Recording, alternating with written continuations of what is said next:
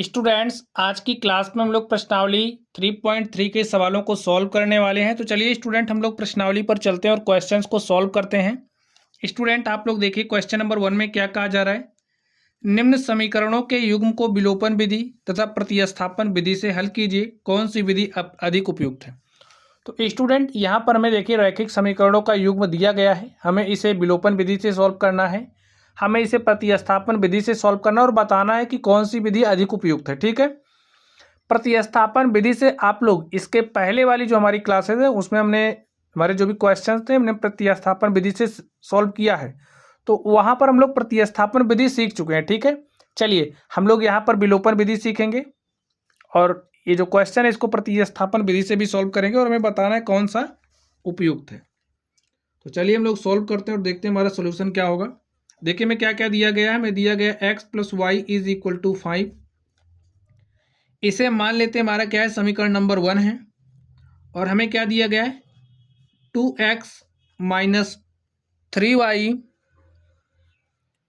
= 4। इसको मान लेते हैं समीकरण नंबर 2। ठीक स्टूडेंट, चलिए इसको हम लोग थोड़ा सा और सॉल्व कर लेते हैं। यहाँ से y का मान निकालते हैं। देखिए क्या हो जाएगा, 2x इस 4 को इधर लेकर के आइए, 2x - 4 = इस -3y को इधर लेकर के आएंगे +3y।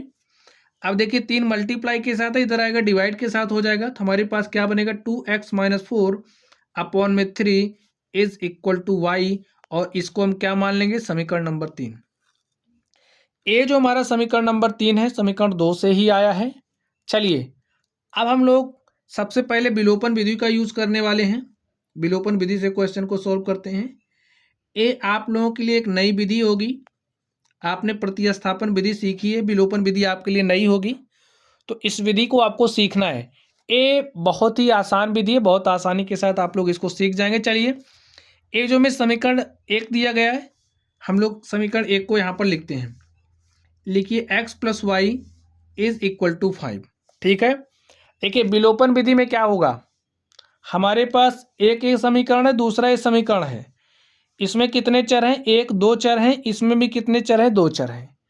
तो इसमें से किसी भी तरीके से नियम का पालन करेंगे, नियम का पालन करते हुए हम लोग किसी एक चर को क्या कर देंगे, विलोपित कर देंगे, एलिमिनेट कर देंगे और दूसरे चर का मान प्राप्त करेंगे। चलिए अब यहाँ पर हमारा दूसरा समीकरण क्या है, 2x - 3y = 4।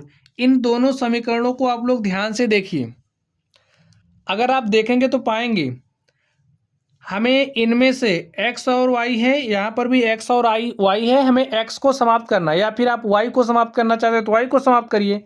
तो हम यहाँ पर x समाप्त करना चाह रहे हैं। ठीक है, आप कुछ भी समाप्त कर सकते हो। तो x समाप्त करने के लिए आप लोग थोड़ा सा दिमाग लगाइए। अगर हम इस समीकरण 1 को 2 से गुणा कर दें, लिखिए समीकरण 1 को, भाई समीकरण 1 तो हमारा यही है, इसको हमने यहाँ पर लिखा, इसको आप 1 2 से गुणा कर दीजिए। 2 से गुणा क्यों कर रहे हैं, देखिए यहाँ पर 2x है और जब इसको 2 से गुणा कर दे तो यहाँ पर भी 2x 2y 10 हो जाएगा। ठीक है, तो 2x यहाँ पर भी है, 2x यहाँ पर भी है, हम लोग जोड़ या घटा लेंगे तो हमारा तो यहाँ से x वाला टर्म समाप्त हो जाएगा। समीकरण 1 को 2 से गुणा करने पर, तो आप 2 से गुणा करिए इसको, देखिए क्या हो जाएगा, 2 से गुणा करेंगे तो 2x 2y = 2 पंचे 10। ए हमारे पास आ गया। चलिए इसको हम ले लेते हैं, हमारा समीकरण नंबर 4 है। अब आप ध्यान से देखिए, लिखिए समीकरण 2 तथा समीकरण 4 को हल करने पर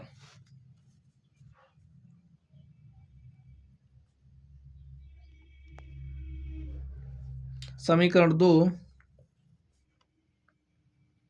तथा समीकरण 4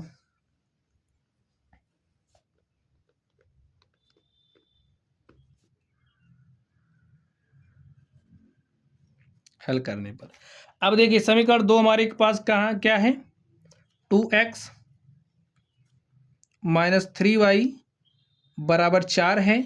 और जो हमारा समीकरण 4 है देखिए क्या है, 2x plus 2y is equal to 10 है। अब स्टूडेंट आप लोग जरा ध्यान से देखिए, यहाँ पर 2x है, यहाँ पर 2x है। हम y वाले टर्म को नहीं समाप्त कर सकते, लेकिन x वाले को कर सकते हैं। इसमें थोड़ा सा दिमाग लगाना पड़ेगा। दिमाग क्या? देखिए यहाँ पर 2x है, प्लस में 2x है, यहाँ पर भी प्लस 2x है।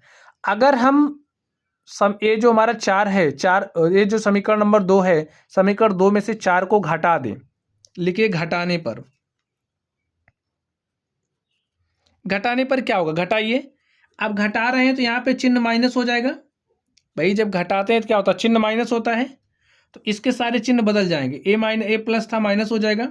घटा रहे हैं तो ये भी माइनस हो जाएगा, और इसका चिन्ह प्लस है ना, तो ये भी माइनस हो जाएगा। अब आप हल कर लीजिए, जैसे ही हल करते हैं वैसे हल कर लीजिए। देखिए plus 2x minus 2x solve करेंगे तो 0 हो जाएगा, हटा दीजिए। Minus 3y minus 2y। अब इस चिन्ह से हमारा मतलब नहीं रह जाएगा, इस वाले चिन्ह से मतलब रहेगा। माइनस 3y माइनस 2y हो जाएगा माइनस 5y। देखिए माइनस 10 प्लस 4, तो रिजल्टेंट कितना आएगा? माइनस 6। कितना समझ गए स्टूडेंट आप? ऋण से ऋण कैंसिल, y बराबर क्या हो जाएगा? 6/5। तो y का मान हमारे पास आ गया।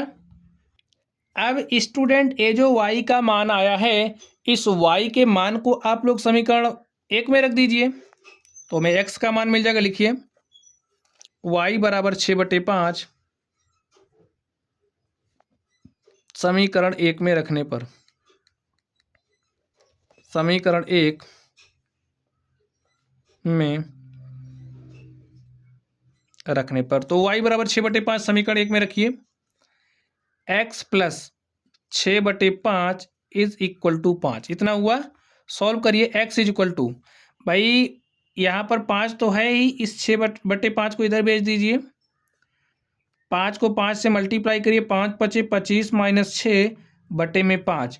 तो आपने 25 में से 6 घटाया, हमारे पास कितना आ गया? 25 में से 6 घटाएंगे तो आ जाएगा 19/5। तो यहाँ से आप देख सकते हैं x का मान हमारे पास क्या आ गया? 19/5। ठीक स्टूडेंट, तो हमारे पास x और y का मान हमने सॉल्व किया विलोपन विधि से। x और y का मान हमारे पास 19/5 तथा 6/5 आया। लिखिए अतः x इज इक्वल टू 19/5 तथा y इज इक्वल टू 6/5 है। चलिए स्टूडेंट, इसी प्रश्न को अब हम लोग किस विधि से सॉल्व करने वाले हैं? प्रतिस्थापन विधि से। चलिए हम लोग प्रतिस्थापन विधि से सॉल्व करते हैं। लिखिए प्रतिस्थापन विधि, प्रतिस्थापन विधि। अब देखिए ये हमारे पास समीकरण 1 है, ये 2 है, और 2 से हमने एक समीकरण प्राप्त किया 3। ये जो समीकरण 3 है, प्रतिस्थापन विधि से आप लोग सॉल्व करना जानते ही हैं। तो स्टूडेंट यहाँ से y का मान आप समीकरण 1 में रख दीजिए। लिखिए समीकरण 3 से, अब हम समीकरण बार बार नहीं लिख रहे हैं, ठीक है? यहाँ पर हमने लिख दिया, यहाँ से इसका मान इसी में शिफ्ट करेंगे। लिखिए समीकरण 3 से y का मान समीकरण 1 में रखने पर, तो रख दीजिए 1 में। x प्लस y का मान रखना है तो रखिए 2x माइनस 4/3। यहाँ पर आपने रखा y का मान इज इक्वल टू 5। इसको सॉल्व करिए, इस 3 को इसके ऊपर नीचे मल्टीप्लाई करिए। 3x/3 plus 2x minus 4/3। देखिए हर बराबर हो गया है, अंशों को जोड़ सकते हैं, जोड़ लीजिए।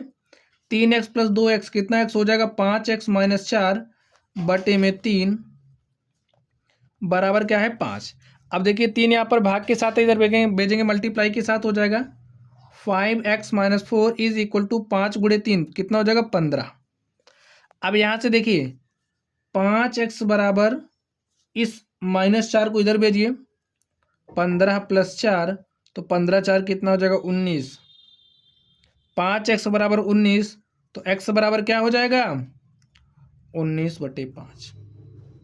अब ये जो x का मान आया है, इस x के मान को स्टूडेंट आप समीकरण 3 में रख के यहाँ से y का मान निकाल लीजिए। लिखिए x बराबर 19/5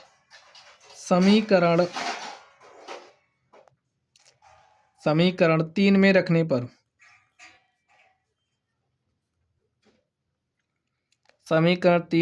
पर तो रख दीजिए। x का मान समीकरण 3 में रखिए। समीकरण 3 देख लीजिए है कहाँ पहले, तो 2y इज इक्वल टू क्या है, देखिए y is equal to twice times of x, और x का मान क्या है 19/5 अपॉन में 3। सॉल्व कर लीजिए और y का मान निकालिए। 2 × 19 कितना हो जाएगा 19 दूनी 38 बटे में देखिए 5 नीचे चला आएगा और यहाँ पे क्या है 3 है। यहाँ पर देखिए स्टूडेंट क्या है 2x - 4, तो यहाँ पर 2x - 4 -4 छूट गया था। यहाँ पर देखिए थोड़ा सा इसको करेक्ट कर लीजिए। इज इक्वल टू 2 × 19 करोगे तो हो जाएगा 38 बटे में 5, यहाँ पर -4 है बटे में 3 है। सॉल्व करिए, देखिए इसका हर बराबर है नहीं, तो हर बराबर करने के लिए इसके ऊपर नीचे 5 से मल्टीप्लाई करेंगे, तो 5 से मल्टीप्लाई करिए, 5 × 4 = 20 बटे में 5 और पूरे के बटा कितना हो जाएगा 3। देखिए 38 में से आपको 20 घटाना है, तो 38 में से 20 घटाइए क्या हो जाएगा 18 बटे में 5 और पूरे का बटा कितना है 3 है। ऐसे भी बटा लगाते हैं, ठीक है। 18 ये 5 नीचे चला आएगा, गुणे में 3, 3 × 1 = 3, 3 × 6 = 18 और हमारे पास क्या आ गया 6/5। तो इस तरीके से आप देख सकते हैं जो हमारा y है, y का मान क्या आ गया है 6/5। और स्टूडेंट इस तरीके से देख सकते हैं हमारा y का मान आ गया, हमारा x का मान आ गया। तो यहाँ पर ये जो क्वेश्चन नंबर 1 आपने देखा, इसमें हमें रैखिक समीकरणों का युग्म दिया गया था, इसे हमें विलोपन विधि से सॉल्व करना था, इसे हमें प्रतिस्थापन विधि से सॉल्व करना था। स्टूडेंट हमने इसको विलोपन विधि से सॉल्व किया, हमने प्रतिस्थापन विधि से सॉल्व किया। तो हमसे पूछा गया था कौन सी विधि उपयुक्त है। स्टूडेंट अगर हम अपनी बात करें तो हमारे लिए जो विलोपन विधि है वो सबसे अधिक उपयुक्त है। आप लोग सॉल्व करेंगे तो आप पाएंगे विलोपन विधि सबसे अच्छी विधि है, ठीक है। तो लिख दीजिए विलोपन विधि उपयुक्त है। अभी हमने आपको समझाने के लिए इतना लंबा किया था विलोपन विधि, otherwise I will solve it in 2 step, ठीक है। विलोपन विधि अधिक उपयुक्त है। अभी हम आपको दिखाएंगे कि विलोपन विधि से आप लोग कितनी जल्दी सॉल्व कर सकते हैं। चलिए अभी आप लोग स्टेप समझते रहिए, 1-2 क्वेश्चन हम लोग करेंगे विलोपन विधि को, जिसमें आप लोग उसको बहुत तेजी से सॉल्व करेंगे। चलिए हम लोग इसके सेकंड नंबर पर चलते हैं और देखते हैं सेकंड नंबर का सॉल्यूशन क्या होगा। चलिए हम लोग इसी को तेजी से सॉल्व करते हैं विलोपन विधि से। स्टूडेंट आप लोग ध्यान से देखिए सॉल्यूशन। हमें समीकरण दिया गया 3x + 4y = 10, इसको हमने माना समीकरण 1 है। आगे देखिए मैं क्या दिया गया 2x - 2y = 2, इसको हमने माना ये हमारा समीकरण 2 है, ठीक है। हमारे पास समीकरण 1 हो गया, समीकरण 2 हो गया। चलिए इसी से हम लोग एक तीसरा समीकरण भी प्राप्त कर लेते हैं, क्योंकि हमें प्रतिस्थापन विधि से सॉल्व करना है। तो निकाल लीजिए, इसी से निकालना। देखिए चलिए यहाँ पर निकालते हैं 2x = इस -2y को उधर भेज दीजिए, तो यहाँ इधर आएगा +2y, इस 2 को इधर भेजिए -2, ठीक है। अब देखिए यहाँ से हम 2 कॉमन कर सकते हैं, तो हमने 2 को कॉमन किया, बचा क्या x - 1 और यहाँ से 2y, 2 से कैंसिल, y = x - 1। ये हमारा समीकरण नंबर 3 हो गया, ठीक है। अब हम लोग विलोपन विधि का यूज करेंगे। लिखिए विलोपन विधि, विलोपन विधि से हम लोग इसको सॉल्व करने वाले। देखिए समीकरण 1 को आप ध्यान से देखिए, समीकरण 2 को ध्यान से देखिए।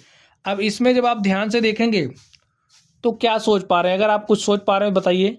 विलोपन विधि में हम लोग किसी एक चर को समाप्त करते हैं, जो चर हमारा आसानी से समाप्त हो जाता है हम लोग उसी की तरफ ध्यान देते हैं। अब हमको दिख रहा है अगर हम समीकरण 2 को 2 से गुणा कर दें, समीकरण 2 को 2 से गुणा कर दें और समीकरण 1 तथा 2 को जोड़ दें, तो हमारा एक चर समाप्त हो जाएगा, y समाप्त हो जाएगा। लिखिए समीकरण समीकरण दो को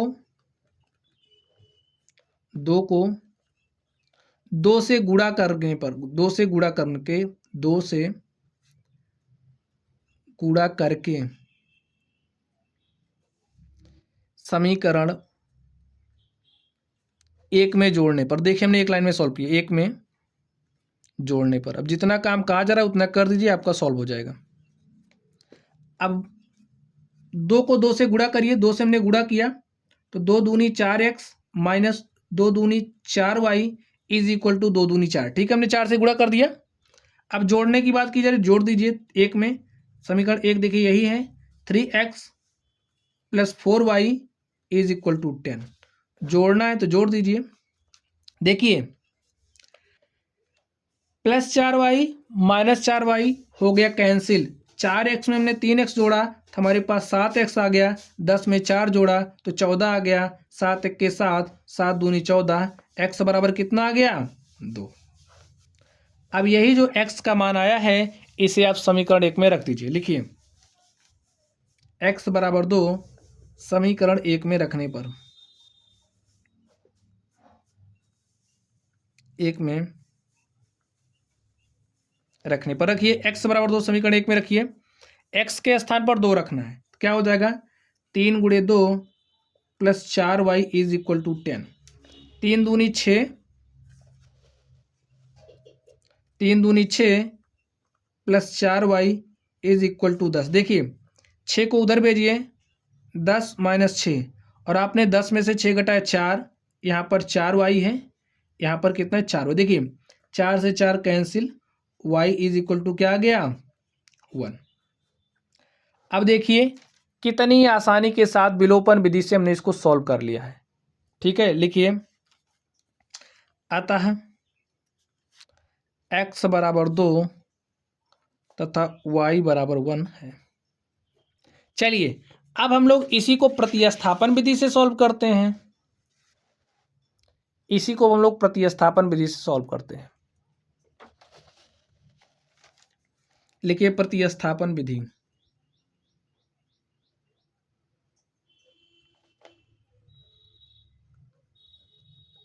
चलिए प्रतिस्थापन विधि में क्या करते हैं, ये हमारा समीकरण 1 है, ये 2 है, और 2 से हमने 3 को प्राप्त किया है। समीकरण 3 से ये जो y का मान है समीकरण 1 में प्रतिस्थापित करेंगे। लिखिए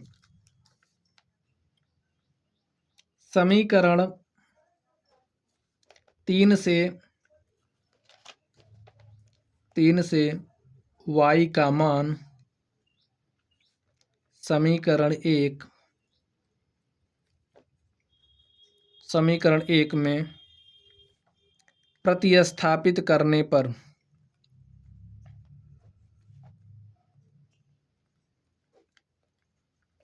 तो प्रतिस्थापित कर दीजिए स्टूडेंट। देखिए क्या होता है, 3x प्लस 4 इंटू में y, और y का मान क्या प्रतिस्थापित करना है x माइनस 1, और इज इक्वल टू क्या हो जाएगा 10। हल करिए, 3x प्लस 4 को x से मल्टीप्लाई किया 4x, इसी 4 को माइनस 1 से मल्टीप्लाई किया तो minus 4 is equal to 10। 3x में 4x जोड़ा हो गया 7x, इस माइनस 4 को उधर भेजा हो गया प्लस 4 तो आ गया 10 प्लस 4। 10 प्लस 4 कितना हो जाएगा 14। 7x बराबर 14, 7 के 7, 7 दूनी 14, x बराबर कितना आ गया 2। अब ये जो x बराबर 2 आया है इसको हम समीकरण 3 में पुट करेंगे। लिखिए x बराबर 2 समीकरण 3 में रखने पर,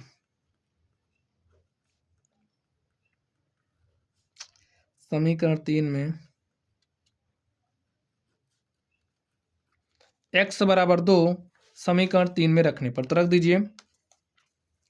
देखिए क्या होगा, y बराबर क्या हो जाएगा, फिर x बराबर 2 रखना है, 2 माइनस 1, और 2 में से हमने 1 घटाया तो हमारे पास क्या आ गया 1, y का मान, x का मान 2 आ गया, y का मान 1 आ गया। लिखिए प्रतिस्थापन विधि से हमने सॉल्व कर दिया।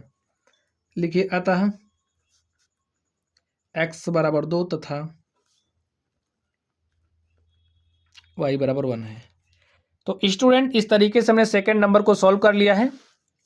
चलिए अब हम लोग थर्ड नंबर पर चलते हैं और देखते हैं इसका सॉल्यूशन क्या होगा। तो स्टूडेंट थर्ड नंबर को आप लोग ध्यान से देखिए।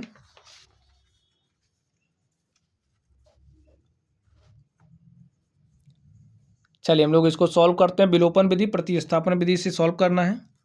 देखते हैं इसका सॉल्यूशन क्या होगा। 3x minus 5y minus 4 is equal to 0।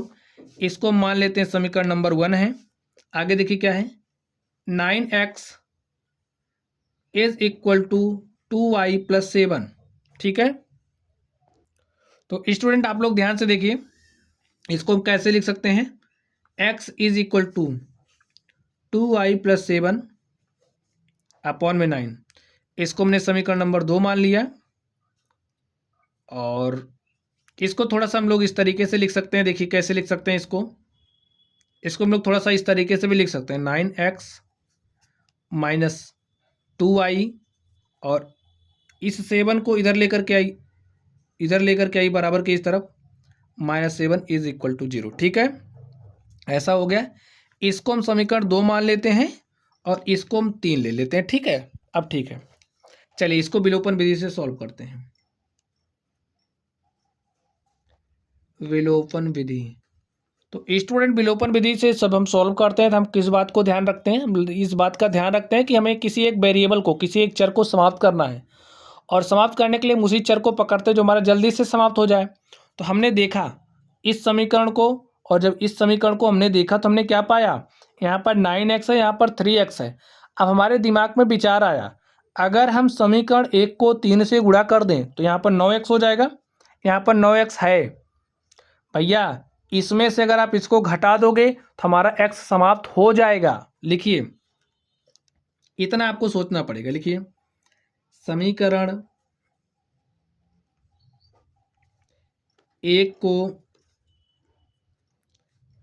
3 से गुणा करके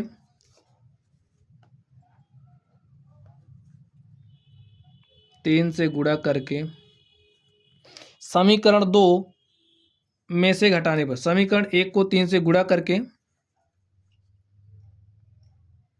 समीकरण 2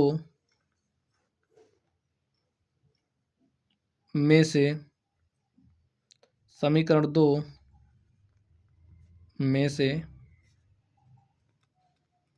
घटाने पर। ठीक है, समीकरण 2 में से घटाना है, आप इसमें से इसको भी घटा सकते हो। चलिए समीकरण 2 में से घटाना है तो सबसे पहले हम 2 को लिख लेते हैं, 9x minus 2y minus 7 is equal to 0। अब समीकरण 1 को आपको क्या करना है, 3 से मल्टीप्लाई करिए। देखिए क्या हो जाएगा, 3 त्रिक 9x माइनस 3 पचे 15y माइनस 3 चौके 12 इज इक्वल टू 0। ठीक है, काम हो गया। भाई घटाना है, समीकरण 2 में से 1 को घटाना है, घटा दीजिए, माइनस लगाइए। जब माइनस लगाते हैं तो चिन्ह बदल जाता है, जब घटाते हैं तो चिन्ह बदल जाते हैं। तो यहाँ पर प्लस था माइनस हो गया, ये माइनस था प्लस हो गया, ये माइनस है तो प्लस हो जाएगा। ठीक है, हल करिए, 9x से कैंसिल हो गया, प्लस 15y माइनस 2y, तो कितना बचेगा, प्लस 13y प्लस 12 माइनस 7। तो 12 में से आप 7 घटाओगे कितना मिलेगा आपको, 5 मिलेगा। ठीक है, तो यहाँ पर plus 5 is equal to 0। 13y बराबर हो जाएगा -5 और y is equal to student क्या हो जाएगा, -5 बटे में 13। तो हमारे पास y का मान आ गया। चलिए ये जो y का मान आया है इसको हम लोग समीकरण 1 में रख के x का मान निकाल लेते हैं। चलिए लिखिए, y इज इक्वल टू -5 बटे 13, या फिर स्टूडेंट आप लोग इसी में भी रख सकते हो, कोई दिक्कत नहीं है। ठीक है, तो चलिए हम लिख ही देते हैं, 3 में रख देते हैं। y इज इक्वल टू -5 बटे 13 समीकरण 3 में रखने पर, जब हमने समीकरण 3 को हल ही किया तो बार बार क्यों हल करें में रखने पर, इसलिए हम इसी में रख दे रहे हैं। x बराबर क्या हो जाएगा, 2 गुणे y का मान -5 बटे 13, तो यहाँ पर लिखिए -5 बटे 13 प्लस में क्या है 7 और पूरे का बटा क्या है 9 है। अब इसको आप सॉल्व कर लीजिए, इसको आप सॉल्व करिए। देखिए 2 को -5 से मल्टीप्लाई करोगे तो -10 बटे में 13 प्लस में 7 और पूरे का बटा 9। हल करिए। अब आप ध्यान से देखिए, ए है -10, हर तो बराबर है, हर नहीं, हर बराबर करने के लिए ऊपर नीचे 13 से गुणा करेंगे तो 13 सतह कितना होता है 91 भाई, बटे 13 हो गया पूरे का, लिख दीजिए। प्लस 91 माइनस 10 कितना आएगा 81, और ये 13 चला आएगा नीचे, 13 गुणे 9, 9 1 9, 9 9 81, और हमारे पास आ गया 9/13। तो स्टूडेंट आप देख सकते हैं एक्स का मान क्या आ गया 9/13, और वाई का मान हमारे पास आया था -5/13। लिखिए, अतः एक्स बराबर 9/13 तथा y बराबर -5/13 है। चलिए स्टूडेंट, अब हम लोग प्रतिस्थापन विधि से सॉल्व करते हैं। तो चलिए प्रतिस्थापन विधि से इसको सॉल्व कर लेते हैं। लिख लीजिए प्रतिस्थापन विधि।